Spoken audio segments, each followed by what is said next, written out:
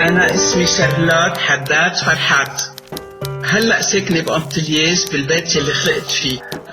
عمري 72 سنة، من مواليد 47. مهنتي أمينة مكتبة سبيسياليزي، مكتبة مش عامة، مكتبة جامعية اللي هي مكتبة كلية الحقوق بالجامعة اليسوعية. أنا تزوجت سنة 72، بس ب4 أيار 1980 صار أنطوان جوزي صار معه انفجار بالراس. بعد 10 أيام يعني ب13 شهر توفى أنطوان. ومثل ما دايما بس يترك حدا بيترك وراه ورثة. هالورثة كانت أول شي 3 أولاد، كان صار لنا بس 8 سنين متجوزين.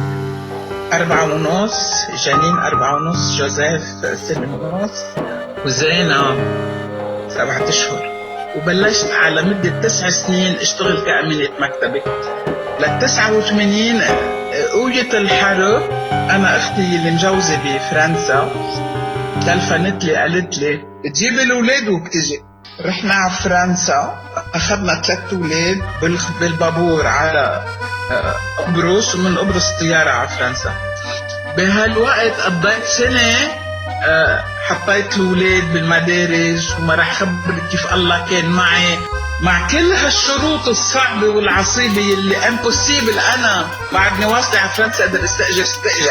تشوفي يعني لو ما في إيد الله معي. ما كان عمري 40 سنة، كان عملت نفضة تكنيكية لا أقدر فوت سوق العمل بفرنسا. الإيد بهالسنة كلها شهر واحد اشتغل فيه دفع لي أجار بيت. عملت رامبلاسمان سكرتيرة، ما بعرف وين هي، ما عم بفتشوا على السكرتيرة. رحت اشتغلت، وآخر نهار أنا وراجع على البيت مصرياتي عم بيدوبوا. كنت جايبة معي نتفة مصاري، أمي ساعدتني، أختي ساعدتني، عمي ساعدني.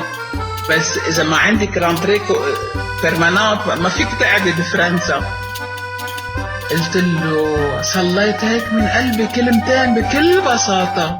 قلت له بعدك بيي، بدك تقلي شو بدك مني. ارجع على لبنان يسوى كل أصحابي اللي قاعدين تحت الأزايف. بدك ابقى بفرنسا، بدك انت تعرف تلاقي لي شغل. بوصل على البيت بقولوا لي الولاد تلفن لك فلان، احكي معه. من وقت هالتليفون كان موعد شغل، واشتغلت 15 سنة بمؤسسة.